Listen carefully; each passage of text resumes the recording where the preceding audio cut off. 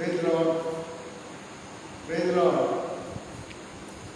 ప్రేమ నమ్మకం గల మా ప్రియ పరలోకమందున్న మా తండ్రి, సర్వ సృష్టికి ఆధారమైనటువంటి దేవ, సకలేశ్వరుడు పాత్రుడు, సమీపంలో తేజస్సు ఆరోగ్యం గల మా పరలోక తండ్రి, మా రక్షకుడు యేసుక్రీస్తు నామం బట్టి సాయంకాల వేళ మీ మందిరాలలో మీ పాదం చెందికి రావడానికి మాకు అనుగ్రహించిన ధైర్యం ప్రవేశం బట్టి స్తోత్రాలు చెల్లిస్తున్నాం.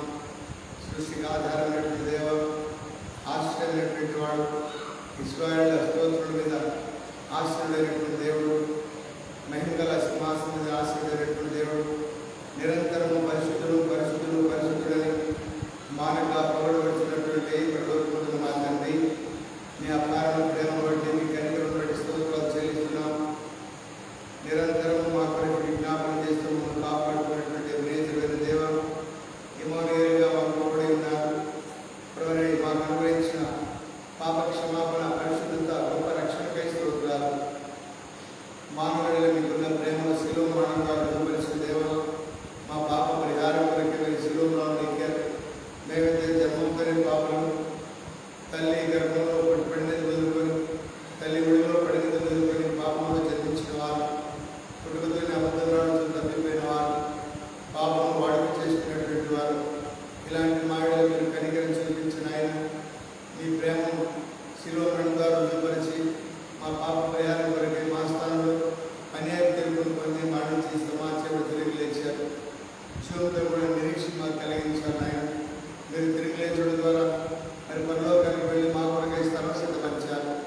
మీరుండే స్థలంలో మేము కూడా ఉండలాగిన మళ్ళా వచ్చి మమ్మల్ని తీసుకెళ్ళడానికి రాలేనటువంటి దేవ, ప్రభావం మీరు వచ్చే వరకు మమ్మల్ని అనాథలుగా విడిచిపెట్టగా, ప్రభావం పరలోక మరి పరిశుద్ధాత్మను ఆదరణకర్తను మా ఎదురు పంపించారు. ఆ ఆదరణకర్త ద్వారా, ఆ పరిశుద్ధాత్మ ద్వారా నింపబడిన వారిని, నడిపించబడిన వారిని, ఆత్మచేత ఆత్మపూర్ణమై లోకం జీవించడానికి ఎందరైతే తను అంగీకరించదరో, అనగా తన నామం ఎందరైతే విశ్వాసించదరో అలాంటి వారందరూ కూడా దేవుని పిల్లలకు అధికారం గురించి దేవ, నేను విశ్వాసం చేయడం ద్వారా మీ రక్తం వలన మాకు కలిగించిన పాప క్షమాపణ శుద్ధతను బట్టి మీ కుమారులుగా మనం అంగీకరించి మీ ఆత్మచేత ముద్రించి ఆత్మచేత నడిపిస్తున్నారు. అవసర పోలస ఆవాస పట్టవలసిన ఎడతగిన ప్రార్థించేటువంటి సంఘము భూమి మీద ఉంచారు. ఆ సంఘంలో మమ్మల్ని ఐక్యపరిచారు. పెళ్లి కుమారుడిగా రాబోతున్నారు. పెళ్లి కుమార్తెగా వధువు సంఘంగా ఈ భూమి మీద సంఘాన్ని సిద్ధపరుస్తున్నారు. ఆ ఎప్పుడే సంఘంలో, మహిమగల సంఘంలో, ప్రత్యక్షత గల సంఘంలో, ఈ గాలి పట్టణంలో కూడా వేరేపరుచుకున్న ఈ సంఘం బట్టి మీకు స్తోత్రాలు చెల్లిస్తున్నాం. దినదినము క్షమాపణ పొందట కొరికైనా నియమ కూడికలు ఇచ్చారు. నియమ కూడికలో భాగంగా నేను బైబిల్ పట్టిన కూడికను వాక్య ఉపదేశం మాకు అనుగ్రహించారు. ఆయన సమయ దీర్ఘకరంగా చేయండి. ప్రభావం ప్రజలను ఆహ్వానిస్తున్నాం. మందిరానికి రావడానికి మీరు ప్రేరేపించండి. నిర్లక్ష్యం, అలక్ష్యం, సోమరితనం, నిద్రమత్తు మరి లేని వారు ఉన్నట్లుగా మందిరానికి రావాలనేటువంటి ఆసక్తి ద్వారా పుట్టించవలసిందిగా ప్రార్థిస్తున్నాం. దేవుల తండ్రి, మీ యొక్క రాకడ సమీపమైనటువంటి దినాలు, చీకట్లు కమ్మకొచ్చేటువంటి దినాలు, అన్ని దినాల్లో ఉన్నాం. సాధారణ మోసం చేసేటువంటి దినాల్లో ఉన్నాం.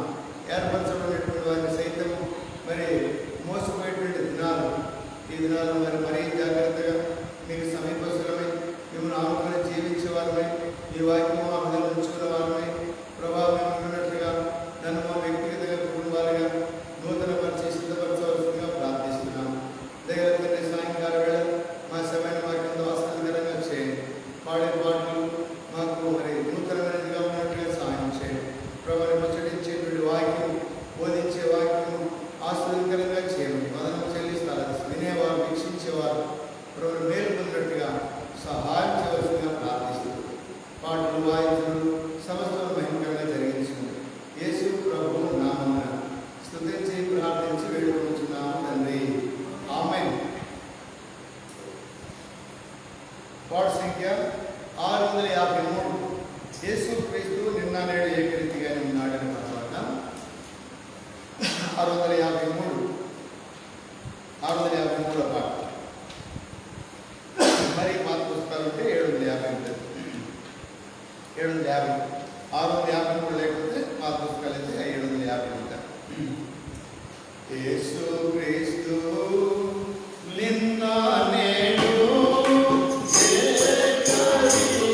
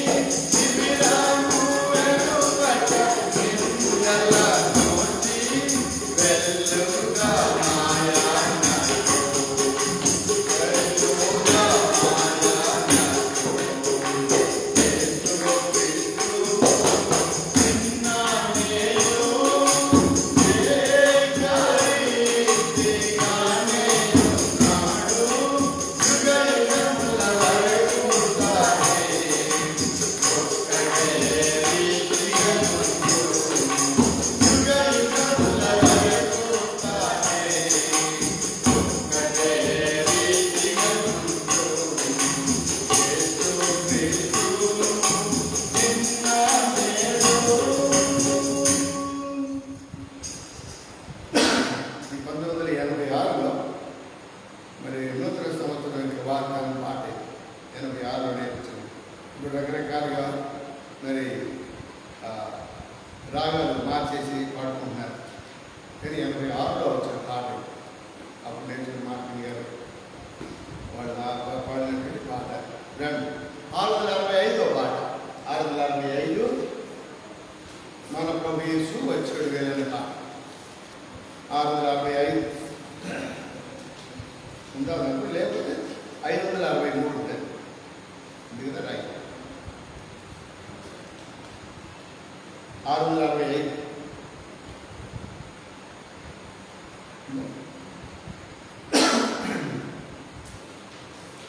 మన ప్రభు యేసు వచ్చెను వేళ, మన ప్రభు యేసు వచ్చెను వేళ, మన సంతోషము దయాలు చాలా వెలవే, మన సంతోషము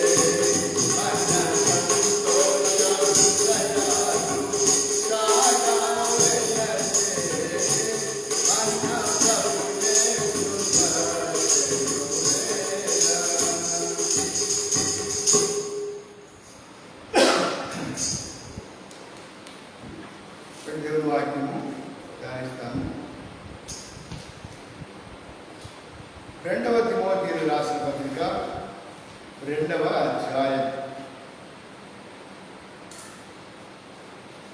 2వ తిమోతికి రాసిన పత్రిక 2వ అధ్యాయం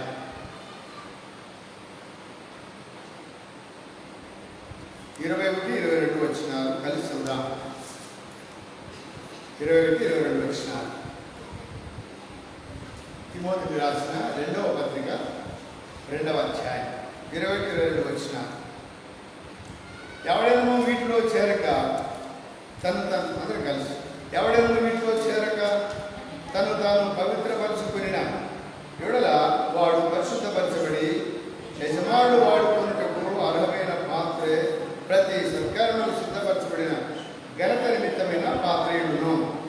నీవు ఎవరించను విసర్జించి పవిత్ర హృదయులై ప్రభుకు ప్రార్థన చేయవారితో కూడా నీతిని, విశ్వాసం, ప్రేమను, సమాధానం సంపాదించుకున్నకు ప్రయాసపడుము. ప్రార్థన చేస్తాం. ప్రేమల వాక్యం తండ్రి, పరిశుద్ధ దేవా స్తోత్రములు. మీరు అక్కడ సమీపినటువంటి దినాలు మేము ఉన్నాం. మేము ఎదుర్కొనవలసిన వారు ఉన్నాం, సిద్ధపడవలసిన వారు ఉన్నాం, మెలకు ఉండవలసిన వారు ఉన్నాం. యజమానుడు అనేటువంటి మీరు వాడుకునేటువంటి అరణ్య పాత్ర వల్ల మేము ఉండాలని కోరుతున్నారు. మా నీతిని, మా భక్తిని, మా సమాధానం, మా విశ్వాసం కాపాడుకోవలసిన వారికి మేము ఉన్నాం. ప్రభావ మరి దాని కొరకైనా మీరు నేడు నిరంతరం ఏకరీతిగా ఉన్న దేవుడు, మమ్మల్ని విడువక ఎడబాయక మాటలు చూపుతున్నటువంటి దేవుడు, మమ్మల్ని కాపాడుతున్న దేవుడు, పోషించేవాడు, సంరక్షించేవాడు నేను మాకు తోడు ఉన్నారు. ఇదిగో ఆయన వారితో కూడా నడిచాను అని మా ముందు నడిచేవాడు, మా వెనుక బలంలో కాపాడేవాడు, మా కుడియడంలో ఆవరించినవాడు, మమ్మల్ని విడువక మన వరకు నడిపించేవాడు. కష్టంలో, బాధల్లో, ఎన్నికలు, ఇబ్బందుల్లో, శోధనలో నాయన మమ్మల్ని విడువక సమీపం ఉన్నటువంటి దేవుడు. ప్రభావం మరి అన్ని శ్రమలు వచ్చినా కష్టమైనా మిమ్మల్ని విడువక నాగటి మీద చేయి వేసినవాడు వెనక్కి తిరిగి చూడడానికి రాయబడినట్టుగా యజమానుడు మీరు వాడుకున్నటువంటి అర్హమైనటువంటి ప్రతి సత్కార్యములకు సిద్ధపరచబడినటువంటి పాత్రలుగా మేము ఉండినట్లుగా మనం నూతనపరచమని సమైన దీవించమని యేసు ప్రభువు నామమున స్తుతించి ప్రార్థించి వేడుకొనుచున్నాము తండ్రి. ఆమేన్.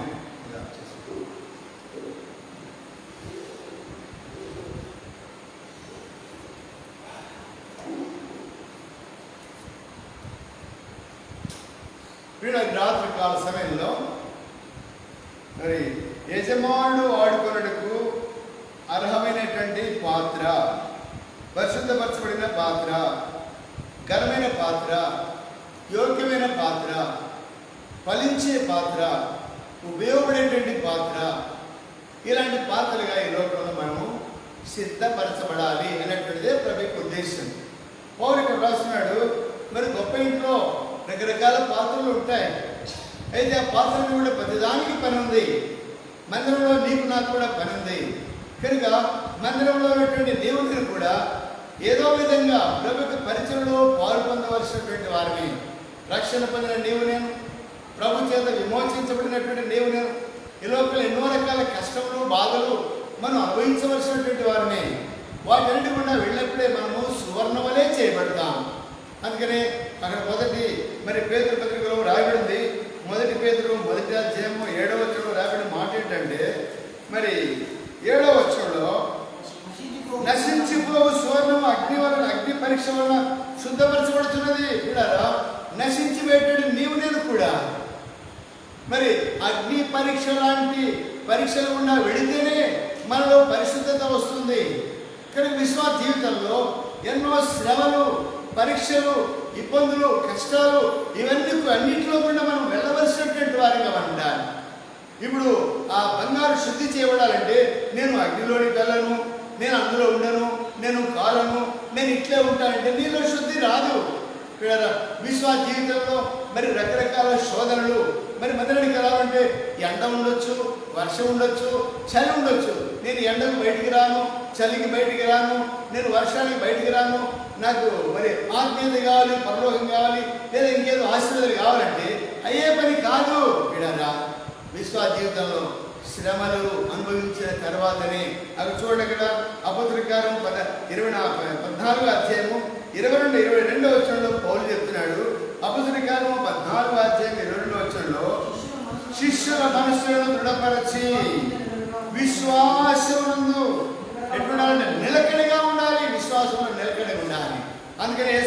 చెప్పాడు? 9వ అధ్యాయం లూకా సువార్తలో మాట చెప్పాడు. అది ఎట్లా ఉంచండి. 9వ అధ్యాయం 62వ వచనం 61వ వచనం రాయబడింది.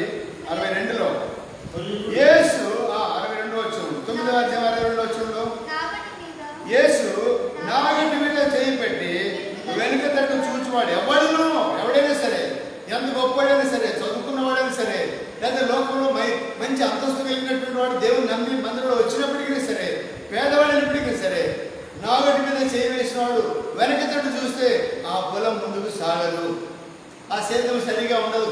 అలాగనే విశ్వాస జీవితంలో పీడారా నీవు నేను కూడా మరి నాగటి మీద చేయి వేశాం, ముందుకు నడుస్తున్నాం, యేసు వైపు చూస్తూ నడుస్తున్నాం, వారు అడుగుతుండగా వారికి వెలుగులు నడుస్తున్నాం. ఇలాంటి విశ్వాస జీవితంలో మనం వెనకతట్టు చూస్తే నష్టపోతాం, వెనకతట్టు చూస్తే చల్లారిపోతాం, వెనకతట్టు చూస్తే దేవుని రాజ్యాన్ని స్వతంత్రించుకోలేము అని ఇక్కడ రాయబడింది.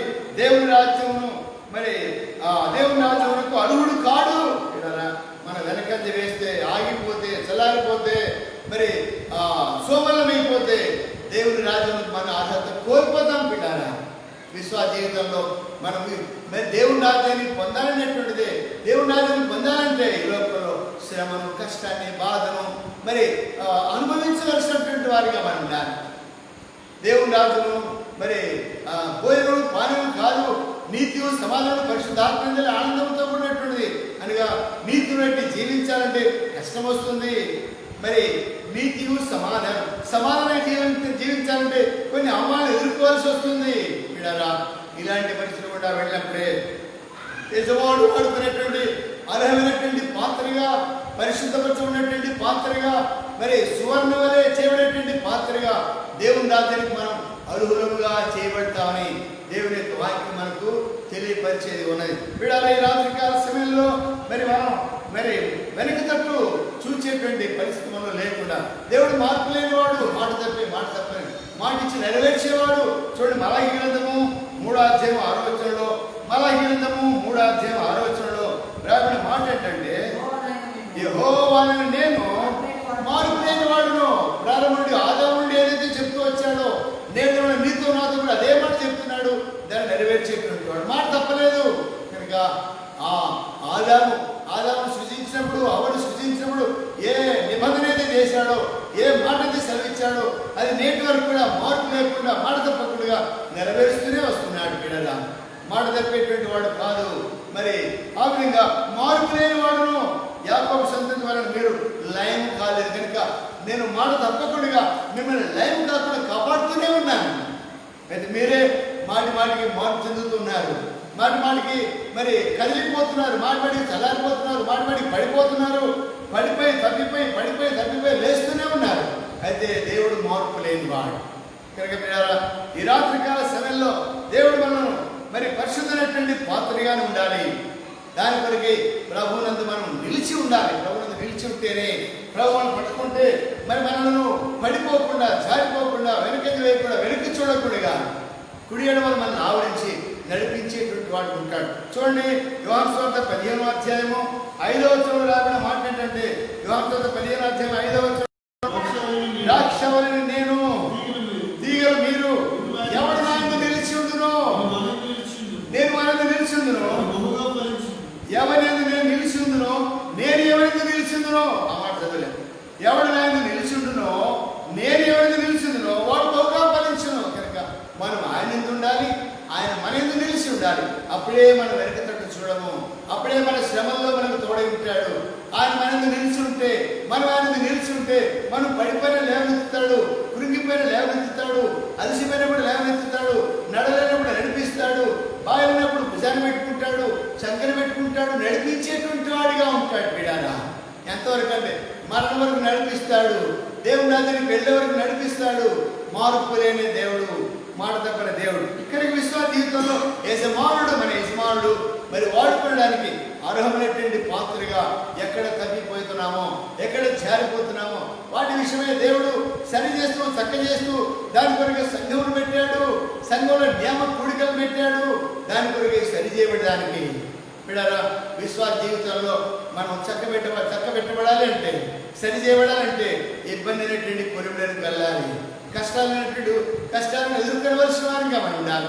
వీడరా మనం ఫలించేటువంటి వారిగా ఉండాలంటే నాగటి మీద చేయి వేసిన వాడు వెనకతంటూ చూడకుండా ఎలాగైనా ముందు వైపే చూస్తూ ఉంటాడో అలాగనే మన విశ్వాస జీవితంలో మనం వెనకతంటూ చూడకూడదు, లేదా వెనకంజ వేయకూడదు. వీడరా అదే మనం మరి గిద్యోను విషయమై చూసినప్పుడు మరి 6వ అధ్యాయం న్యాయాధిపతుల గ్రంథంలో 32,000 మందిని యుద్ధానికి తీసుకెళ్తే అయ్యా ఎవరెవరు పిరికి వారు ఉన్నారో వాళ్ళందరూ వెళ్ళిపోండి అంటే వీడరా ఎంతమంది వెళ్ళిపోయారు? కొన్ని వేల మంది వెనక్కి వెళ్ళిపోయినారు. మరి వాళ్ళందరూ యుద్ధానికి వచ్చిన వాళ్ళ లేదు, అందరూ వెళ్తున్నారు అంటే మేము కూడా వెళ్తున్నాం. వీడారా అందరూ ఆ మందిరానికి వెళ్తున్నాడు, మనం కూడా వెళ్దాం. వస్తే ఏమైంది? ఏమన్నాడు మత్తయి సువార్త 3వ అధ్యాయంలో, సర్పసంతానమా రాబో ఉగ్రతను మిమ్మల్ని తప్పించడానికి ఎవడు మీకు బుద్ధి చెప్పింది ఎవడు అంటే గుంపులో ఉంటే మనం కూడా వెళ్తాం, ఆ మందరం అంటే మనం కూడా వెళ్తాం. లేదు, మనం ప్రతి దాని విషయమై లెక్క అప్పగించవలసిన వారిగా మనం ఉండాలి. దేవుడు మనం ఏర్పరచుకున్నటువంటి స్థితిలో ఉండాలి. ప్రభు మనం ఏర్పరచుకుని నియమించినాడు, ఆయన నిలిచి ఉండాలని, ఆయన మనలో నిలిచి ఉండాలని పిల్లారా. అప్పుడే మనం దేవుని రాజ్యాలకు అర్హులుగా చేయబడతాం, ఫలించేటువంటి వారిగా ఉంటాం, మన ఫలాలు ఇతరులకు అనుభవించేవారు ఉంటాం, మనం చూసినటువంటి వారు అనేక మంది దగ్గరికి వచ్చేవారు ఉంటారు. అట్టి శ్రమలను మనం అనుభవించాలి. కానీ పిల్లారా మరి గిద్యోను మరి వెళ్ళిపోమన్నప్పుడు వెంటనే వెళ్ళిపోయినారు వాళ్ళు. అందుకని యేసు చెప్పాడు యోహాను సువార్త 6వ అధ్యాయంలో, మరి శిష్యులందరూ వెళ్ళిపోయిన తర్వాత శిష్యులను అడిగాడు, బాబు అందరూ వెళ్ళిపోయారు, మీరు కూడా వెళ్ళిపోతారంటే లేదు ప్రభువా, మేము ఎక్కడికి వెళ్ళగలము, తీర్మానంలో మనం ఉండాలి. నిత్యజీవ మాటలు గలవాడు, మేము ఎక్కడికి వెళ్ళగలము, మీతో పాటు ఉంటాం. శ్రమైనా కష్టమైనా మీతో పాటు ఉంటాం, నిందైన అవమానం మీతో పాటు ఉంటాం, మరి దెబ్బలైనా చెరసాలను మీతో పాటు ఉంటాం. ఆ విధంగా నిలిచినప్పుడే దేవుని రాజ్యానికి అర్హులని చెప్పబడుతుంది. బిడ్డ విశ్వాస జీవితంలో ఈ సాయంకాల సమయంలో వింటున్నటువంటి నీవు, చూస్తున్నటువంటి నీవు, వీక్షించేటువంటి నీవు ప్రభు కొరకై మరి నిలిచిడేటువంటి వాడిగా, వెనకంజ వేయకుండా సువర్ణ వలె కష్టానికి బాధకు మరి అక్కడ రాయబడింది.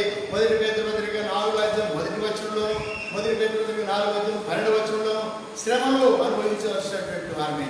కనుక ఈ రాత్రి కాల సమయంలో మరి ఉదాహరణకి చూసినట్లయితే యోసేపును గురించినటువంటి చక్కని మరి ఉదాహరణను చూడగలం. దేవుని వాక్యంలో చాలా మంది ఉన్నారు. యోసేపు మరి ఫలించెడు కొమ్మ అని రాబడింది. చూడండి 49వ అధ్యాయము 22వ వచనంలో, ఆదికాండము 42వ అధ్యాయము 49వ అధ్యాయం 22వ వచనంలో ఏమని రాబడింది? యోసేపు ఫలించెడు కొమ్మ, ఊట యొక్క ఫలించెడు కొమ్మ ఎక్కడ నిలిచింది? దాని రెమ్మలు గోడ మీదకి వ్యాపిస్తున్నాయి. ఎందుకు ఫలిస్తుంది అంటే అక్కడ ఊట యొద్ద నాటబడింది. అనగా సమృద్ధి కలిగినటువంటి స్థలంలో ఉంది. ఊట యొద్ద నాటబడింది. ప్రభు యేసుక్రీస్తు సెలవిచ్చారు, నేనే జీవపు ఊటను, నేనే జీవం కలిగినటువంటి దేవుడు, మీకు సమృద్ధి ఊటనిచ్చేవాడును, సమృద్ధి జీవమునిచ్చేవాడును. ఊట యొద్ద నాటబడింది. చూడండి మరి ఇర్మియా గ్రంథము 17వ అధ్యాయంలో, ఇర్మియా గ్రంథము 17వ అధ్యాయము 7వ వచనం చూడండి. 17వ అధ్యాయం 7వ వచనంలో, యెహోవాను నమ్ముకుని వాడు ధన్యుడు, యెహోవానికి ఆశ్రయముగా ఉండును, వాడు జలముల యొద్ద నాటబడిన వాడై. వీడన్నా మనం ఫలించేది కొమ్మలు ఉండాలంటే, యజమానుడు వాడుతున్నటువంటి అరవై పాత్ర ఉండాలంటే, ప్రతి సత్కారానికి ఉపయోగపడే పాత్ర ఉండాలంటే, సిద్ధపరచబడినటువంటి పాత్రలు ఉండాలంటే, మనం వెనకతట్టు చూడకుండా ముందుకే సాగిపోవాలంటే, దేవుని రాజ్యానికి అర్హత పొందాలంటే ఓట యొక్క నాటినటువంటి ఫలించని యోసేపు కొమ్మ వలె మనం కూడా ఫలించాలంటే రాబడింది.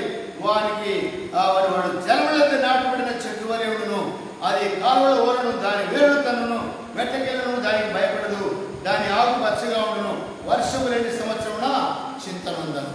ఇడరా ఎంత గొప్ప ఆశీర్వాదము. మరి చింతనందకుడిగా, కాపు మానకుడిగా, వెలుగుతట్టు చూడకుండా, వాడిపోకుండా, ఎండిపోకుండా ఫలించేది కొమ్మ ఎప్పుడంటే సమృద్ధి అయినటువంటి చోట నాటబడింది. ఎక్కడుంది సమృద్ధి? నీ మందిర సమృద్ధి చేత మరి తృప్తిపరుచుతున్నాను. 36వ కీర్తన రాయబడింది. నీ మందిర సమృద్ధిలో చూడడం మాట రాయబడింది. 36వ కీర్తన రాయబడింది.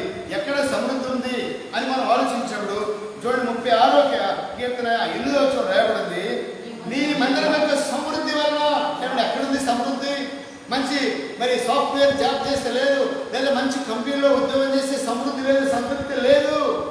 లేదా మంచి మరి గ్రూప్ 1 పాస్ అయితే, గ్రూప్ 2 పాస్ అయితే మంచి స్టేటస్లో ఉంటే, లేదా కార్పొరేషన్కు మరి మెంబర్గా ఉంటే, కార్పొరేషన్కు చైర్మన్గా ఉంటే, లేదా ఒక మండలానికో జిల్లాకో నీవు ఉద్యోగం చేసుకున్నటువంటిది సమృద్ధి లేదు పీడాలి. సాయంకాల సమయంలో ఎక్కడుంది సమృద్ధి? నీ మందిరం వల్ల, నీ మందిర సమృద్ధిలో వారు తృప్తి నొందుతున్నారు. తృప్తి ఎక్కడుంది? నీ మందిరంలోనే. దేవుడి యొక్క మందిరంలోనే మనకు సమృద్ధి.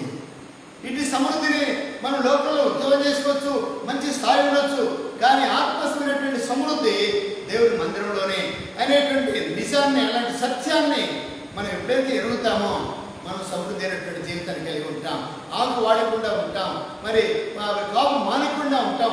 వెట్టగలిగినను వర్షం లేకపోయినా చింత లేదు, నింద లేదు, అవమానం లేకుండా ఉండేటువంటి సమృద్ధి అయినటువంటి జీవాన్ని దేవుడు మనకి ఇవ్వడానికి ఇష్టపడుతున్నాడు.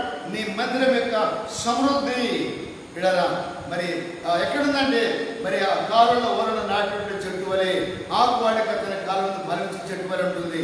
వర్షము లేని సంవత్సరమున చింత నందదు, కాపు మానదు. ఇలాంటి సమృద్ధి అయినటువంటి జీవము దేవుని యొక్క మందిర ఆవరణలో ఉందనేటువంటి సత్యాన్ని మనము గుర్తించవలసినటువంటి వారిగా మనం ఉండాలి. వీడరా ఈ యోసేపు ఫలించడానికి, లేదా ఇంత గొప్ప ఆశ మరి సాక్ష్యాన్ని నేటి కూడా ఇక చాలా సంగతులు చెప్పొచ్చు, కానీ ప్రతి వాడు కూడా ఫలించేది కొమ్మని కానీ యోసేపు అనేటువంటి మాటను చెప్తారు. అతడు వెళ్ళినటువంటి పరిస్థితులు గుండా మరి పరిస్థితులు మనం ఆలోచించినప్పుడు ఇక్కడ ఒక 7 మెట్లు ఎక్కినాడు. 7 మెట్లు ఎక్కాడు. మరి మొదటి మెట్లు ఏంటంటే చూడండి, అక్కడ మరి 39వ అధ్యాయము 39వ అధ్యాయము ఆదికాండం 39వ అధ్యాయం 11వ వచనం రాయబడింది. 39వ అధ్యాయం 11వ వచనంలో 39వ అధ్యాయం 11వ వచనం, ఒకనాడు దానికంటే ముందు ఒక్క నిమిషం 37వ అధ్యాయము 35వ అధ్యాయము 37వ అధ్యాయం 37లో మరి 18వ వచనంలో అతడు దగ్గరికి రాకముందు వారు దూరం నుండి అతన్ని చూసి చంపుటకు ఆ దురాలోచన చేసిరి. వారిలో ఈ కరడు కనవాడు వచ్చుచున్నాడు, వీడిని చంపి ఇక్కడ ఉన్న ఒక గుంటలో పారవేసి దుష్టముడుగా వీళ్ళని తినివేసిన చెప్పుదాము, అప్పుడు వీని కలలేమగునో చూద్దామని 2వ ఒప్పందంలో మాట్లాడుకుంటుంది. ఇక్కడ యోసేపు మరి యాకోబు 10 మంది కుమారుడు ఉన్నారు. 10 మందిలో మరి కనిష్ఠుడైనటువంటి యోసేపును ఎక్కువగా ప్రేమించడం రాబడింది. అంత మాత్రం చేత మిగిలినటువంటి 11 మంది అంతా కూడా అసూయ చేత, ద్వేషం చేత, కలం చేత, కక్ష చేత ఎట్లయినా సరే వీడిని లేకుండా చేయాలని ఆలోచన కలిగినటువంటి వారు ఉన్నారు. ఉదయం మొదలుకొని సాయంకాలం వరకు వాళ్ళ ఆలోచనలు అలాగే ఉన్నాయి. ఎప్పుడు సమయం దొరుకుతుందా, ఎప్పుడు మరి అవకాశం వస్తుందా వాడిని చంపేయాలని ఆలోచన కలిగి ఉన్నారు. వీడారా మరి యోసేపు యొక్క ఆలోచన అయితే మరి అందరూ ప్రేమిస్తూనే ఉన్నాడు. మరి ఇలాంటి అసూయపరుడైనటువంటి అన్నలు ప్రేమిస్తూనే ఉన్నాడు. అయితే మొట్టమొదటి అనుభవం ఏంటంటే, అన్నల కొరకై క్షేమ కొరకై వారి కొరకు ఆహారం తీసుకొని పోతే అతన్ని కొట్టి గుంటలో పడవేశారు. కనుక మొట్టమొదటి ఏంటంటే పిట్టు అనగా 7 పీలు ఉన్నాయి. మొదటి పీ ఏంటంటే పిట్. ఆ మొదటి అనుభవం ఏంటంటే గుంటలో పడవేసినటువంటి అనుభవం. గుంటలో పడవేసిన వాళ్ళు కొట్టినా, వాళ్ళు దూషించిన, చొక్కాను తీసివేసిన, మరి అవమానపరిచినప్పటికీ మొట్టమొదటి అనుభవం ఏంటంటే అతడు గుంటలో తోయబడ్డాడు. అయినా దేవుడు అతనికి తోడై ఉన్నాడు అని వ్రాయబడి పీడారా. మరి దేవుడు తోడలేకపోతే ఆ గుంటలో వదిలిపెట్టి వెళ్ళిపోయింటే పీడారా ఏమై ఉండేవాడు? కనుక మరి యోసేపు ఫలించాలంటే ప్రభుత్వం ఉన్నాడు. 4 మీద చేయి వేసేవాడు వెనక్కి చూడలేదు. మొట్టమొదటి అనుభవం మరి గుంటల గుండా వెళుతున్నాడు. మరి గుంటలో వేయబడ్డాడు. మరి అన్నను బట్టి ఆ గుంటలో నుండి తీసి మళ్ళా వాడు మిద్యానీయులకు, ఇష్మాయేలులకు అమ్మివేశారు. అమ్మివేసిన తర్వాత ఎక్కడికి వెళ్ళాడు అని చూసినట్టయితే మరి పోతీఫర్ ఇంట్లో మరి బానిస ఉండడానికి తీసుకెళ్ళబడ్డాడు. చూడండి 39వ అధ్యాయంలో 2వ వచనం, 39వ అధ్యాయం 2వ వచనంలో యెహోవా యోసేపుకు తోడైండెను. గుంట అనుభవము పడేసినారు, లోయ అనుభవము, కష్టము, నీరు లేని గుంటలో పడవేశారు. అలాంటి గుంటల నుండి మళ్ళా బయటికి తీసి అమ్మివేయబడినటువంటి పరిస్థితి. కనుక గుంట అనుభవం, పిట్ట అనుభవం, ఈ మొట్టమొదటి మెట్టును దాటుకుంటూ వచ్చాడు. అక్కడి నుంచి అమ్మివేయబడ్డారు. యోసేపుకి యెహోవా తోడై ఉన్నాడు. ఎక్కడ? పోతీఫర్ ఇంట్లోకి తీసుకొని పోబడ్డాడు, బానిసగా తీసుకొని పోబడ్డాడు. అక్కడ కూడా ఎట్లా ఉన్నాడు? యోసేపుకు యెహోవా తోడైండెను అని రాడు. బిడ్డలారా, ఎవడు నాకు నిలిచును, నేను ఎవరు నిలిచిందో వాడు బహుగా ఫలించును. ఆయన సమృద్ధిని, ఆయన జీవాన్ని పొందేటువంటి వాడితో ఎల్లప్పుడూ ఆయన ఉండేవాడు ఉన్నాడు. ఇంకా పోతీఫర్ ఇంటికి వెళ్ళిన గుంటలో పడి ఉన్నప్పుడు తోడై ఉన్నాడు. మిద్యానుకు మరి ఇష్మాయేలుకి అమ్మివేసినప్పుడు తోడై ఉన్నాడు. పోతీఫర్ ఇంట్లో అమ్మివేయబడినప్పటికీ, పోతీఫర్ ఇంట్లో బానిస ఉన్నప్పటికీ అక్కడ కూడా దేవుడు తోడై ఉన్నాడు. ఇలా మరి ఇలాంటి శ్రమలను తట్టుకోగలిగినాడు. ఆ శ్రమలు కూడా వెళుతున్నాడు. మరి వాళ్ళ అన్నలను కానీ ఇట్లా తన స్థితి కానీ ఎవరికి చెప్పినట్టు అక్కడ లేదు. తన పరిస్థితి ఏంటి? బానిసలు అమ్మివేయబడ్డాడు. ఇలా మరి పోతీఫర్ ఇంట్లో ఉన్నప్పుడు ఆ ఇంటికి ఆశీర్వాదం వచ్చింది. ఇక్కడ యోసేపు మరి దేవుని పిల్లలు ఎక్కడ ఉంటారు అక్కడ ఆశీర్వాదం. దేవుని పిల్లలకు ఆశీర్వాదం. దేవుని పిల్లలు ఎక్కడ ఉంటారో అక్కడ ఆశీర్వాదం ఉంటుంది. అనగా మరి నీవు అడుగుపెట్టిన ప్రతి స్థలాన్ని నేను నీకు ఇస్తానని వాగ్దానం ఉంది కదా. యోసేపు అడుగుపెట్టిన ప్రతి స్థలంలో వర్ధిల్లుతూ ఉంది.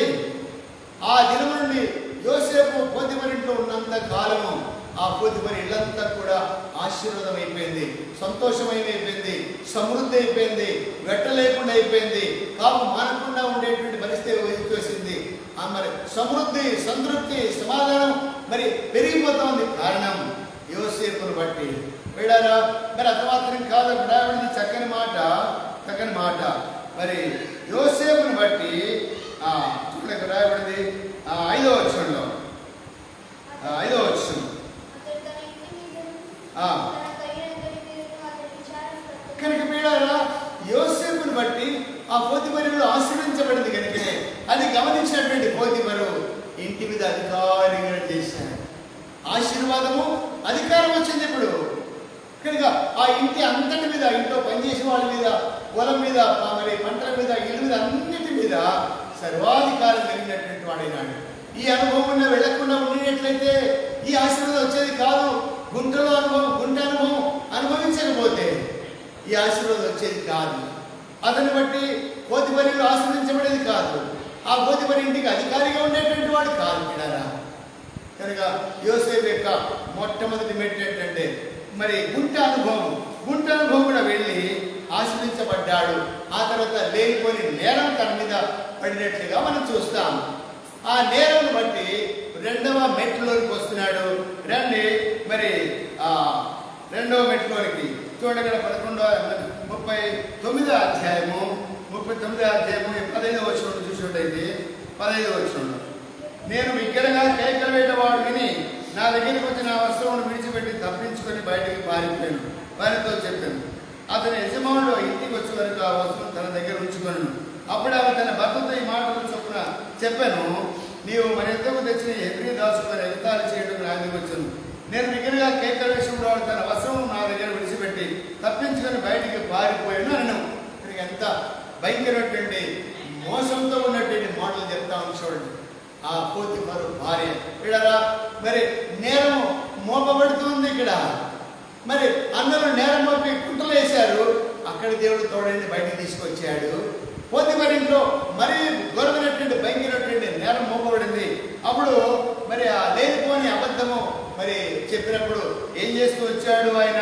మరి 19వ వచనంలో ఆ మాట విన్నప్పుడు కోపంతో మండిపడి 20వ వచనం రాబడింది, అతని పట్టుకొని రాజుతో ఖైదులు బంధింపబడి చెరసాలలో వేయబడిను. అతడు అక్కడ చెరసాలలో ఉండను.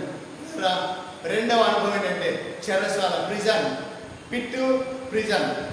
ఈ మరి ఆ అనుభవం, ఈ 2వ అనుభవము మరి చెరసాల అనుభవం. చెరసాలలో వెళ్ళాడు. అక్కడ 20వ వచనం ఏముంది? చెరసాలలో యెహోవా యోసేపు తోడై ఉండెను అని అంటారు. ఇక్కడ వీడారా యోసేపు ఎందుకు? కారణం ఏంటంటే అతడు యజమానుడికి అరిగినటువంటి పాత్రగా ఉన్నాడు. ప్రతి సత్కారంలో సిద్ధపరచబడినటువంటి పాత్ర వల్ల ఉన్నాడు. ప్రభు ఆయన నిలిచున్నాడు. ఆయన ప్రభు నిలిచున్నాడు. మరి ప్రభు యొక్క సమృద్ధిలో ఉన్నాడు. ఆకు వాడిన స్థితిలో ఉన్నాడు. వెట్ట కలిగిన స్థితిలో ఉన్నాడు. కనుకనే మరి చెరసాల అనుభవం తీసుకొని రాబడ్డాడు. చెరసాలలో కూడా దేవుడు అతనికి తోడై ఉండను అనేటువంటి మాటను మనం ఇక్కడ చూడగలం. యెహోవా యోసేపు చెరసాలలో తోడైంది. ఇడారా మరి అన్ని పరిస్థితులు కూడా చెరసాలలో మరి అపొస్తలుల కార్యాలు 16వ అధ్యాయంలో మరి పేతురు పౌలుశీలకు దేవుడు తోడై ఉన్నాడు. 12వ అధ్యాయంలో మరి పేతురుకు తోడై ఉన్నాడు. మరి దానియేలు గ్రంథం 6వ అధ్యాయంలో సింహపురంలో దేవుడు తోడై ఉన్నాడు. 3వ అధ్యాయంలో మరి షడ్రక్ మెషక్ అబేద్నెగోకు తోడై ఉన్నాడు. కారణం ఏంటంటే యజమానుడు వాడుకోవడానికి అడిగిన పాత్రలు నాటి మీద చేయి వేసిన వారు ఒకవేళ ఆ ప్రార్థన చేయడం మానుకున్నప్పుడు దానియేలు మానుకుని అంటే చెరసాలలో వేయబడేవాడు కాదు, దేవుడు అతనికి తోడై ఉండేవాడు కాదు. బిడారా మరి ఆ యొక్క విగ్రహానికి మొక్కుంటే షడ్రక్ మెషక్ అబేద్నెగోలను మరి అగ్నిగుండంలో వేసేవాడు కాదు, దేవుడు అతనికి తోడై ఉండేవాడు కాదు. ఇలాగ చూసినది దేవుడు తోడైనటువంటి పరిస్థితులు ఇవి. కనుక ఎలాంటి పరిస్థితులు ఉన్నప్పటికీ ఇడారా మరి తోడై ఉండేటువంటి దేవుడు ఇక్కడ మరి చెరసాలలో యోసేపుకు తోడై ఉన్నాడు. చెరసాల అనుభవం, చెరసాలలో మరి చెరసాల ఉన్నటువంటి వాళ్ళందరూ కూడా ఆయనకు మరి లోబడికి వెళ్ళారు. అందరినీ దేవుడు అప్పగించాడు. ఇలాంటి పరిస్థితి కూడా చూడగలం. కనుక మనం ఎక్కడుంటే మన సాక్ష్యాన్ని బట్టి, మన మాటను బట్టి, మన ప్రవర్తన బట్టి మన చుట్టూనటువంటి వాళ్ళందరూ కూడా మారు మనసు పొందాలి. మన చుట్టూనటువంటి వారు మారు మనసు పొందడం లేదు అంటే అర్థం ఏంటి? మన సాక్ష్యం సరిగలేదు. మన లోకంతో కాంప్రమైజ్ అయిపోతున్నాం, పాపంతో కాంప్రమైజ్ అయిపోతున్నాం. మనం చూసినప్పుడు మనం ఎగతాళికి కారణంగా చేయబడుతున్నామేమో. బిడారా మనం చూసినటువంటి వాడు భయం కలిగినటువంటి వారిగా చేయబడాలి. మనం చూసినప్పుడు ప్రభువును చూసినట్టుగా మన జీవితాన్ని కనబరుచుకోవాలి. యోసేపు చెరసాల ఉన్నంత కాలం చెరసాల ఉన్నటువంటి వారందరూ నాయకులతో సహా మరి అతనికి మరి ఇష్టలుగా కనబడినట్టుగా చూస్తున్నారు. అంటే మూడో అనుభవం ఏంటంటే మరి 41వ అధ్యాయము 15వ వచనం, 41వ అధ్యాయం 15వ వచనం, 14వ వచనం. ఫరో యోసేపును పిలవనంపించెను, కాబట్టి చెరసాలలో నుండి అతని త్వరగా రప్పించింది. అతను క్షౌరం చేయించుకొని మంచి బట్టలు కట్టుకొని ఎక్కడికి వచ్చాడు? ఫరో చెరస మరి పిట్లో నుంచి మరి ప్రిజన్లోకి వచ్చాడు. ప్రిజన్లో నుండి ప్యాలెస్లోకి వచ్చాడు. పిడారా ఎక్కడికి వచ్చాడు? ఫరో దెబ్బ తీసుకొని రాబడ్డాడు. ఇప్పుడు ఫరో కష్టం వచ్చింది, ఫరో కలవరం వచ్చింది, ఫరోకు రకరకాల కలవరంతో కూడా పరిస్థితులు వచ్చాయి. మరి చెరసాలలో ఉన్నటువంటి వాళ్ళు చెప్తూ వచ్చారు. పానదాయకుడు భక్ష్యకారుడు ఇద్దరు వేసి వాళ్ళ యొక్క మరి కళలకు భావం చెప్పినప్పుడు రాజుతో చెప్తూ వచ్చాడు. ఎవరు? మరి అక్కడ పానదాయకుడు చెప్తూ వచ్చాడు. పిల్లరా మరి కాలభావం చెప్పిన కారణాన్ని బట్టి యోసేపును వెంటనే పిలిపించారు. ప్యాలెస్ అనుభవం, ప్యాలెస్లోకి తీసుకొని రాబడ్డాడు. ప్యాలెస్ దగ్గర ఏం జరిగింది? అక్కడ త్వరగా రప్పించాడు, క్షౌరం చేయించారు, మంచి బట్టలు కట్టుకున్నాడు, ఫరో దగ్గర తీసుకురాబడ్డాడు. పిల్లరా ఎంత గొప్ప మరి అనుభవం చూడండి. సామాన్యం కాదు. రాజగృహంలో ప్రవేశించాలి, రాజు నిలబడాలి, రాజు కూర్చునే సింహాసనంలో కూర్చోవాలంటే సామాన్యమైనటువంటి వ్యక్తులకు సాధ్యం కాదు. పిల్లరా దేవుని యొక్క సన్నిధితో ఉన్నది. అతడు ఫలించేది కొమ్మలో ఉన్నాడు, నీటి ఊటతో నాటబడిన వాడు ఉన్నాడు, మందిరం యొక్క సమృద్ధిలో ఉన్నాడు. దేవుని యొక్క మరి ప్రభు నమ్ముకున్న వాడు ధనుడని మరి ప్రభుతో నిలిచినటువంటి వాడు ఉన్నాడు. మరి గుంటలో పడేసిన దేవుడు తోడై ఉన్నాడు, పోతిఫరింట్లో తోడై ఉన్నాడు, తర్వాత ప్రిజన్లో తోడై ఉన్నాడు. కనుకనే ఇక్కడ రాజు గృహం తీసుకుని రాబడి మంచి వస్త్రాలు చేత రాజుకు తగినటువంటి హోదాయినటువంటి వస్త్రాలు వేయించి ఉండవచ్చు. ఆ తర్వాత మరి ఎలాంటి మనుషులు తీసుకురావడం అంటే యోసేపును చూసి నేను కలగన్నాను, దాని భావం తెలుపగలవాడు ఎవడు లేరు, నీవు కళను విన్నాడు దాని భావం తెలుపగలవని నిన్ను గురించి వింటి నేను అతనితో చెప్పినది యోసేపు. అది నా వల్ల కాదు. చూడండి, దేవుడి మీద ఆధారపడేటువంటి అనుభవం ఎక్కడ ఉన్నప్పటికీ, చెరసాలలో ఉన్న, గుంటలో ఉన్న, రాజగృహానికి వెళ్ళినప్పటికీ దేవుడి మీద ఆధారపడేటువంటి అనుభవం. అప్పుడు చెప్పొచ్చు, వయస్సు నేను చెప్తాను, నా సంగతి నీకు ఇంకా తెలియదు, నేను ఎట్లా అంటున్నాను నీకు తెలియదు, నేను చెప్పగలను, ఏంటో నీ సంగతి చెప్పు అని అనేవాళ్ళు. ఒకవేళ కానీ బిడ్డలారా, అతిశయము, గర్వానికి, అహంకారానికి, శరీరానికి చోట్లేదు. అక్కడ ప్రభుకి ప్రాధాన్యత ఉన్నది. ఏమంటున్నాడు? దేవుడే ఫరోకు క్షేమకరమైన ఉత్తరం ఇచ్చునని ఫరోతో చెప్పాను. దేవుడి మీద ఆధారపడేటువంటి అనుభవం. కనుక ప్యాలెస్లోకి తీసుకొని పోయినా అక్కడ డంబం కనపరచలేదు ఆయన. ఇక్కడ ఇక రాజు దగ్గర ఏమేమో చెప్పొచ్చు. మనం పెద్ద ప్రధానమంత్రి దగ్గరకో, ముఖ్యమంత్రి దగ్గరకో, లేకపోతే ఇంకెవరి దగ్గర తీసుకొని పోతే మనం ఏమేమో చెప్పవచ్చు. వాళ్ళు ఏం చూడరు, వినరు, విచారించరు. అయితే ఆ మాటలు ఏం పలకలేదండి.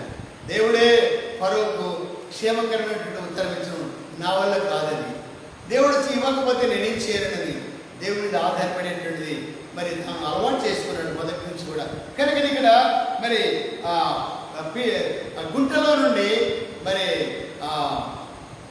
గుంటలో నుండి చెరసాలను తీసుకుని రాబడ్డాడు, చెరసాల నుండి ప్యాలెస్ను తీసుకుని రాబడ్డాడు, అక్కడ హెచ్చించబడ్డాడు. ఇలా ఫరో ఇంటిని ఆశీర్వాదకరంగా చేయడానికి హెచ్చించబడ్డాడు.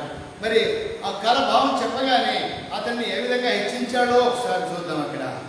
అక్కడ ఫరో దృష్టికి 37వ వచనం, ఆ మాట ఫరో దృష్టికి అతని సమస్య సేవకు దృష్టిని యుక్తమైనది కనుక అతడు తన సేవకులను చూసి ఇతని వల్లే దేవుని ఆత్మగల మనుషులు మనం కనుగొనగలమా. ఫరో యొక్క సామ్రాజ్యంలో ఆ సంస్థలందరికంటే ఎక్కువగా ఘనపరిచేటువంటి వాడిగా మనం చూస్తాం. కారణం మరి దేవుడు మరి యెహోవా యోసేపుకు తోడైనాడు, చెరసాలలో గుంటలో తోడైనాడు, చెరసాలలో తోడైనాడు. ఫరో రాజగృహాన్ని తీసుకొచ్చిన తర్వాత కూడా దేవుడు అక్కడ కూడా తోడైనాడు. వీడారా ఎంత గొప్ప స్థాయి. కారణం ఏంటంటే అతడు నీటి కాలంలో ఓడినటువంటి చెట్టు వలే ఉన్నాడు, ఫలించని కొమ్మ, ఊట యుద్ధాన్ని మరి నాటబడినటువంటి కొమ్మ. యోసేపు ఫలించేవాడు ఉన్నాడు, వెనకతో చూడలేదు, కష్టాలు చెప్పలేదు. అయ్యా నేను పలానోడిని మరి నన్ను పడేస్తే, ఇట్లా అమ్మేస్తే, ఇట్లా వచ్చాను ఏం చెప్పుకోలేదు. దేవుని మీద ఆధారపడేది నేర్చుకున్నాడు. 4వది మరి 5వదిగా ప్రమోషన్. చూడండి అక్కడ మరి ప్రమోషన్ వచ్చింది. చూడండి అక్కడ హెచ్చించాడు. చూడండి అక్కడ మరి 41వ అధ్యాయము 39వ వచనం, మరి ఫరో ఇదంతయు దేవుడు ఇదంతయు నీకు తెలియపరిచిన కనుక నీ వలె వివేక జ్ఞానం గల వాడెవరు లేరు, నీవు నా ఇంటికి అధికారివై ఉందువరెను, నా వెళ్ళినటువంటి జనులందరూ కూడా నీకు విధేయులైందురు. ఎంత గొప్ప ప్రమోషన్. మరి గుంటలో వేయబడినటువంటి వాడు, దిక్కుమాల పరిస్థితిలో ఉన్నటువంటి వాడు, మరి వాళ్ళు ఇష్మాయిల్ విద్యను అమ్మకపోతే ఎట్లా ఉండేదో, దుష్టపురుగులు తిరివేసేదేమో తెలియదు. అమ్మబడినటువంటి వాడైనప్పటికీ, మరి పోతిమరింటి ఉన్నప్పటికీ, నేరం పంపబడి ప్రజల్లో వచ్చినప్పటికీ, మరి ప్యాలెస్ని తీసుకొచ్చిన తర్వాత ఎంత గొప్ప అనుభవం అంటే రాయబడింది, ఇతని వలె మరి ఆ దేవుని ఆత్మగల మనిషి మనం కనుగొనగలమా. ఎట్లా గ్రహించినాడు ఆ కళ భావన చెప్పినందుకు. మరి దేవుని ఆత్మ లేకపోతే ఎవరు కళ చెప్పలేరని గ్రహించాడు ఆ ఫరో రాజు. మరి అంతటి గొప్ప అనుభవాన్ని తీసుకుని రాబడినాడు. మరి వివేకం కలిగినటువంటి, జ్ఞానం కలిగినటువంటి వాడిని అన్యుడైనటువంటి రాజు గ్రహించాడు. గొప్ప ప్రమోషన్ ఏం చేస్తూ వచ్చాడు చూడండి. ఇక్కడ నా ఇంటి మీద నువ్వు అధికారివి. ఎంత గొప్ప అధికారం అండి. ఒక అన్యుడైనటువంటి ఒక సామ్రాజ్యానికి రాజు ఇంట్లో అధికారిగా ఉండడము. అధికారిగా మరి అధికారివై ఉండేవారును, నా ప్రజలందరూ నీకు విధేయులైందురు, సింహాసనంలో మాత్రమే నేను నీకంటే పైవాడనని యోసేపుతో సెలవించాను. ఎంత గొప్ప ప్రమోషన్ చేయించేవాడు. కారణం అతడు సువర్ణం వలె చేయబడుతున్నాడు. మెట్టు ఎక్కుతూ ఉన్నాడు. ఒక్కొక్క మెట్టు ఎక్కినప్పుడంతా ఒక రకమైనటువంటి అనుభూతి, ఆశీర్వాదము, క్షేమము, ఘనత, గొప్పతనము తనను ఆవరిస్తూ ఉంది. అనగా నాటినటువంటి మొక్క ఏ విధంగా జీవాన్ని పొంది ఎదుగుతూ ఉంది, కొమ్మలు వస్తుంది, పూలు వస్తున్నాయి, కాయలు వస్తున్నాయి, ఫలములు వస్తూ ఉన్నాయి.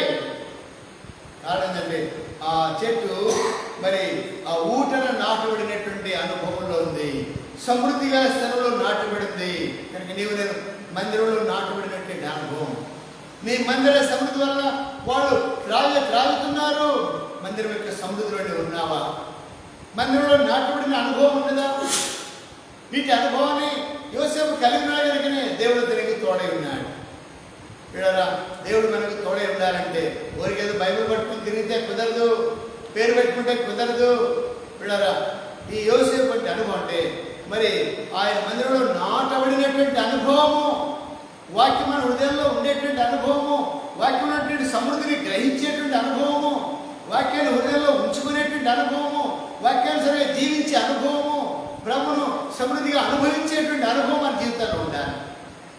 అప్పుడే మనం యోసేపు వలె ఫలించేటువంటి వారు ఉంటాం. కనుక వీళ్ళరా మరి 4వ మెట్టుగా మరి యోసేపు ప్రమోషన్ వచ్చింది, హెచ్చించబడ్డాడు. ఐగుప్తు దేశం అంతటికి ఐగుప్తు మరి ఫరో ఇంటికి అంతటికి అధికారి అయిపోయినాడు, ఇంటికి అధికారి అయినాడు, దేశానికి అధికారి అయిపోయినాడు. ఎంత గొప్ప ఆశీర్వాదం! ఎవరండి ఈయన? అనుడైనటువంటి ఇంట్లో మరొక ఇశ్రాయేలీయుడు, అమ్మబడినటువంటి దాసుడు, ఇంటి దగ్గర పనివాడు ఉండవలసిన వాడు, ఇంటి బయట ఉండవలసినటువంటి వాడు వారి దృష్టిలో. అయితే అక్కడ తీసుకుని రాబడ్డాడు, సింహాసనం మీదకి తీసుకుని రాబడ్డాడు. కారణం అతడు యజమానుడు వాడుకునేటువంటి అరిగిన పాత్రగా ఉన్నాడు. నావిటి మీద చేసిన వాడు కష్టాలైనా, బాధలైనా, మరి కరువైన, ఖడ్గమైన, మరణమైన వెనక్కి చూడకుండా ముందుకెళ్తూ ఉన్నాడు. చెరసాలైనా, గుంటైనా, మరి నేరం మొక్కలైనా వెనక్కి వేయకుండా ముందుకే సాగుతున్నాడు. ఇలాంటి అనుభవం మన జీవితాలు ఉన్నదా? ఐదవదిగా మరి ప్రధానమంత్రిగా చేయబడ్డాడు. ఇలాంటి అధికారం అంటే చూడండి, ఆ 41వ అధ్యాయంలో 41వ అధ్యాయము మరి 42వ వచనం చూడండి. మరియు ఫరో తన చేతికున్న తన ఉంగరం తీసి యోసేపు చేతికి పెట్టి సన్నపునాల బట్టలు అతనికి తొడిగించి అతని మెడ బంగారు గొలుసును వేయించి, గొప్ప ఆశీర్వాదం. అనగా ఇక్కడ ప్రమోషన్ తర్వాత ఏం జరిగింది? ప్రిన్స్గా తయారైనాడు. అంటే ప్రధానమంత్రి అయిపోయినాడు. ఇక ఫరో ఇంటికే కాదు, ఫరో ప్రజలకే కాదు, యావత్ దేశం అంతటి కూడా ప్రధానమంత్రిగా, ప్రిన్స్, అధికారిగా ప్రతి వాడు కూడా ఎలాంటి స్థితిలో వచ్చాడంటే చూడండి 44 వచనంలో, ఫరో నేను నీ సెలవు లేక ఐగుప్తు దేశం అంతటను ఏ మనుషుడు తన చేతినైనా కాళ్ళను ఎత్తకూడదు. ఎంత గొప్ప అధికారం చూడండి. యోసేపు అనుమతి లేకుండా ఎవడే కానీ కాలు ఎత్తడానికి వెళ్ళలేదు. అంత గొప్ప అధికారం. అనగా అనువను ఐగుప్తు దేశం మొత్తం, యావత్ ఐగుప్తు దేశం అంతా కూడా ఆయన స్వాధీనంలో ఉంది, ఆయన పిడికిల్లో ఉంది, ఆయన చేతిలో ఉంది. అంత గొప్ప అధికారం ఎట్లొచ్చింది? ఈ కష్టం గుండా, ఈ శ్రమల గుండా, చెరసాల గుండా, గుంటల గుండా వెళుతూ ఉన్నాడు. వెళ్ళినప్పటికీ వెనకంజ వేసిన వాడు కాదు ఎవడే కానీ. మరి ఫరో ఐగుప్తు దేశం అంతట్లో కూడా ఫరోకు భయపడుతున్నారో లేదు కానీ యోసేపుకు మాత్రం భయపడాల్సింది ఎవడే కానీ. ఒకటి కాలు కానీ చేయని ఎత్తడానికి వీల్లేదు. అట్లాంటి గొప్ప ప్రిన్స్గా, అనగా ప్రధానమంత్రిగా తాను చేయబడినటువంటి వాడిగా చూస్తాం. ఆరోదిగా మరి ప్రెజెంటేషన్ చూడండి, ఎంత గొప్ప అధికారాన్ని దేవుడు ఇచ్చాడంటే. ప్రెజెంటేషన్ అంటే చూడండి, ఇంకా రాయబడింది అక్కడ మరి 45వ వచనం. యోసేపు బయలుదేరి ఐగుప్తు దేశమంతట సంచరించను. యోసేపు ఐగుప్తు రాజైన ఫరో ఎదుట నిలిచినప్పుడు 30 సంవత్సరములు గలవాడై ఉండెను. అప్పుడు యోసేపు ఫరో ఎదుట నుండి వెళ్ళి ఐగుప్తు దేశమంతట సంచారం చేశాను. అనగా ఇక రాయబడింది ఏంటంటే 2వ రథం మీద ఎక్కించాడు. రాయబడింది చూడండి, అక్కడ 2వ రథం మీద ఎక్కించాడు. మరి అదే 39వ అధ్యాయంలో 43వ వచనం రాయబడింది. అతడు తన 2వ రథం మీద ఎక్కించను. అప్పుడు వందనం చేయడని అతని ముందర జనులను కేకలు వేసను. అప్పుడు ఐగుప్తు దేశం అంతటా అతనికి నింపబడింది. ప్రతి వాడు కూడా ఎంత గొప్ప ఆధిక్యత! ప్రతి వాడు కూడా ఆ రథం మీద పోతూ ఉంటే యోసేపుకి నమస్తే పెడుతున్నారు, యోసేపుకు సాగిలు పడుతున్నారు, యోసేపు వందనములు చెప్తున్నారు. యావత్తు ఐగుప్తులందరూ కూడా అన్యుల వాళ్ళు ఇలారా అన్యుల ఎదుట గొప్ప సాక్షిగా పెట్టాడు.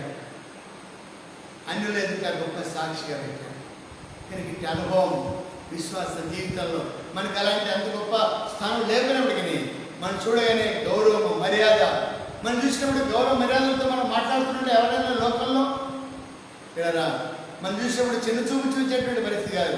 మనం చూడగానే పౌరుషమైనటువంటి దేవుడికి తగినట్టుగా మనం జీవించినప్పుడు మనం చూడగానే దేవుడి భయం వాళ్ళ మీదకి వస్తుంది. వాళ్ళు గౌరవంగా మర్యాద మాట్లాడతారు. ఇప్పుడు యోసేపు మరి ఆ రథం మీద పోతా ఉంటే మరి ప్రతి వీధిలో సాగిలపడి జయ హర్షధ్వారాలు చేస్తున్నారు, సాగిలపడుతున్నారు, వందనములు చేస్తున్నారు. కారణం మరి అంత స్థాయిలోని దేవుడు మరి యోసేపుని హెచ్చించినట్టుగా చూస్తాం. తర్వాత చివరిగా చూసినట్టయితే మరి అధికారం ఇచ్చాడు, పవర్. చూడండి ఎంత అధికారం ఇచ్చాడు అంటే మరి చూడండి, అదే ఆదికాండము 45వ అధ్యాయము 8వ వచనం చూడండి.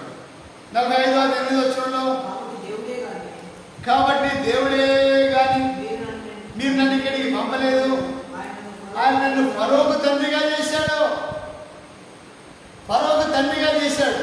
అంటే ఫరో కూడా యోసేపు దగ్గర చేతులు ముడుచుకొని నిలబడాల్సిందే. అనగా ఫరోకు తండ్రిని చూడండి ఎంత గొప్ప స్థాయిలో. ఫరోకు తండ్రి అంటే ఏంటి? ఇప్పుడు తండ్రి ఎదుట కుమారుడు ఎట్లుంటాడు? ఎంతో మౌనంగా మర్యాదగా తగ్గించుకుని ఉంటాడుగా. ఆ విధంగా ఫరో అంతటి వాడే యోసేపు దగ్గర చేతులు పట్టుకొని నిలబడాల్సిందే. ఏదైనా అవసరం వస్తే తాను కూడా యోసేపుని అడగవలసిందే.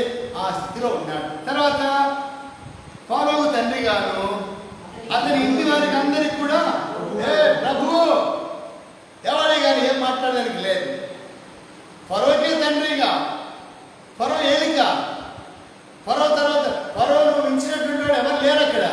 అయితే ఫరోకే తండ్రిగా చేశాడు.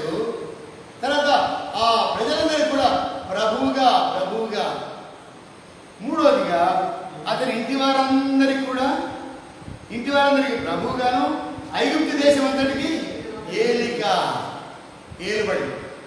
కనుక పిల్లరా మరి ఇంకెలాంటి స్థితులను తీసుకొని వచ్చాయంటే చూడండి అక్కడ 41వ అధ్యాయము 55వ వచనంలో 41వ అధ్యాయం 55వ వచనంలో ఐగుప్తు దేశం అంతటను కరువు వచ్చినప్పుడు ఆహారం కోసము ఫరోకు మొరపెట్టుకుని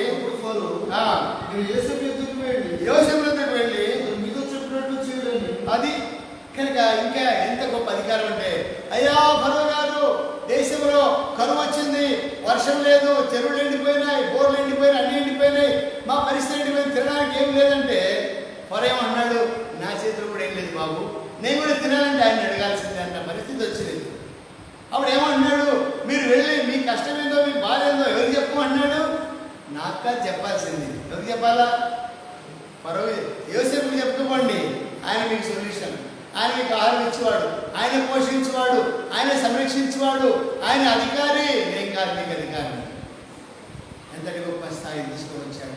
పిల్లలు ఈ రాత్రి కాల సమయంలో మరి మీకు ఏదైనా కష్టం వచ్చినప్పుడు ఏమన్నాడు, ఫరోకు పోయి చెప్పండి, ఆ యోసేపు దగ్గరికి వెళ్ళి అతడు మీతో చెప్పినట్లు చేయండి, అప్పుడు మీరు బతుకుతారు.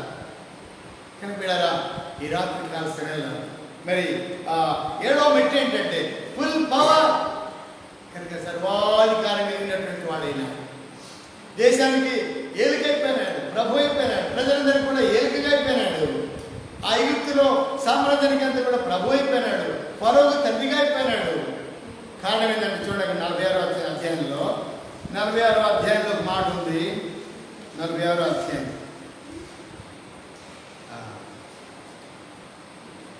40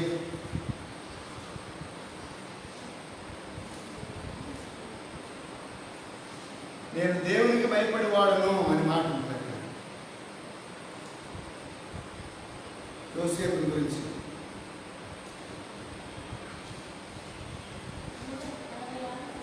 అది 3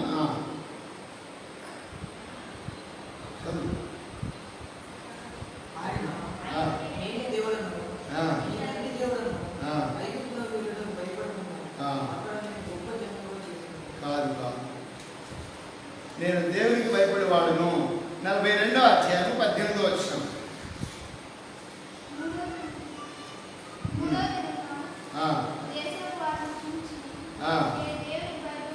ఏమంట? నేను దేవునికి భయపడేవాడను. రహస్యం ఇది. కానీ ఇంత గొప్ప స్థాయికి ఇన్ని మెట్లు ఎక్కుతున్నా పడిపోకుండా వెనక్కి చూడకుండా మరి ఆ పై స్థాయి వరకు వెళ్ళడానికి గల కారణం ఏంటంటే దేవునికి భయపడేటువంటి అనుభవం ఉన్నది. నేను దేవునికి భయపడేవాడు. మనకు దేవుడు అంటే భయమే లేదు. దేవుడు అంటే భయమే లేదు కదా. దేవునికి భయం లేకుండా విచ్చరుడిగా జీవించేవారు ఉన్నాం. ఎక్కడొస్తుంది మనకు ఆశీర్వాదం? ఒక మెట్టు ఎక్కడిగా ఎక్కికెళ్తా, 2వ మెట్టుకంతా మళ్ళీ మొదటి పెట్టుకు వస్తున్నాం, 3వ మెట్టుకు ఎక్కుతున్నాం, మళ్ళీ మొదటి పెట్టుకు వస్తున్నాం. ఇట్లా ఎక్కుతున్నాం పడిపోతున్నాం. ఇక పై స్థాయికి వెళ్ళేది ఎప్పుడు? సర్వాధికారం కలిగినటువంటి దేవుని స్థాయిలోకి మనం వెళ్ళాలి. ఆయన మన కొరకై సింహాసనం సిద్ధపరిచాడు. ఆ సింహాసనం పొందాలంటే పిల్లరా మనం ఎట్లుండాలంటే యజమానుడు వాడుకున్నకు అర్హమైన పాత్ర వల్లే మనం ఉండాలి. మరి నాలుగు మీద చేయి వేసిన వాడు వెనకతో చూడకుండా ఏ విధంగా ముందుకు సాగిపోతున్నాడో యోసేపు మనకు మంచి మాదిరి ఉన్నాడు.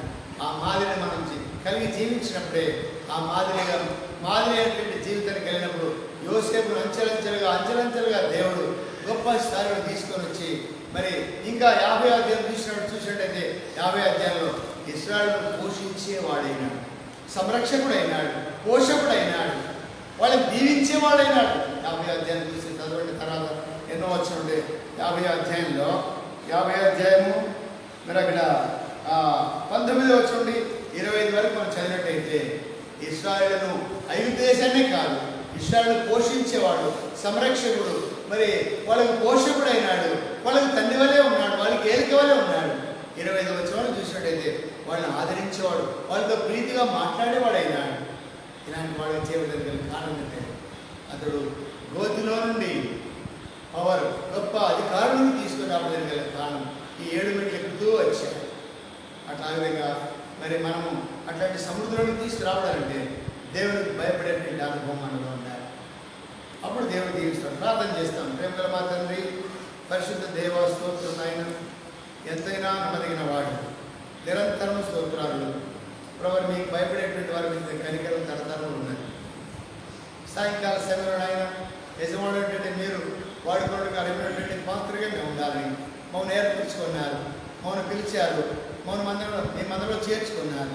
ప్రభు మీ యొక్క మందిర సముద్రం నుండి మేము త్రాగున్నట్టుగా, మీ ఆనంద ప్రవాహంలో త్రాగున్నట్టుగా మాకు అనుగ్రహించిన శ్రేష్ఠ ఈవుని బట్టి స్తోత్రాలు. అనేక విషయాలు మేము తప్పిపోతున్నటువంటి వారు, మెట్లు ఎక్కలేకపోతున్నాం, కష్టం వచ్చినప్పుడు ఉండలేకపోతున్నాం, బలహీనమైపోతున్నాం. ప్రభావం బలపరచండి, యోసేపుని బలపరచండిగా, యోసేపుకు తోడైనట్లుగా, యోసేపుని గణపరిచినట్టుగా, యోసేపుని హెచ్చించినట్టుగా, యోసేపును ప్రభు అనేకులకు మాదిరికరంగా భయపడేటువంటి వారిగా, సమృద్ధి అయిన చోటికి, సంతృప్తి కలిగిన చోటికి, ఇశ్రాయేలును పోషించేవాడిగా, పోషకుడిగా, సంరక్షకుడిగా, ప్రీతిగా మాట్లాడేటువంటి వారిగా యోసేపుని చేసాము నాయన. అట్లా విశ్వాస జీవితంలో మేము కూడా నాయన వృద్ధి పొందాలి, మరి దినదినం నూతన పరచబడాలి. అట్లా జీవించడానికి నన్ను మమ్మల్ని కర్మని ప్రార్థన యొక్క సమృద్ధిని దీవించండి, మరి సరిహద్దులు విశాలపరచండి. ప్రభు పెద్దవారిని దీవించి ఇట్లాంటి అనుభవానికి అనేకులు మేము రానున్నట్లుగా సహాయం చేయబడిన పరిచయం ముద్రించమని యేసు ప్రభు నామమున స్తుతించి ప్రార్థించి వేడుకొంచున్నాము తండ్రి. ఆమేన్. మన తండ్రి అయిన దేవుని ప్రేమ, ఆయన కుమారుడు యేసుక్రీస్తు వారి కృప, పరిశుద్ధాత్మని కలిగిన సహవాసము, సమాధానం, ఆశీర్వాదం, దేవుని మనకందరికీ ఇప్పుడు ఎల్లప్పుడూ సదాకాలము తోడైనగాక. ఆమేన్.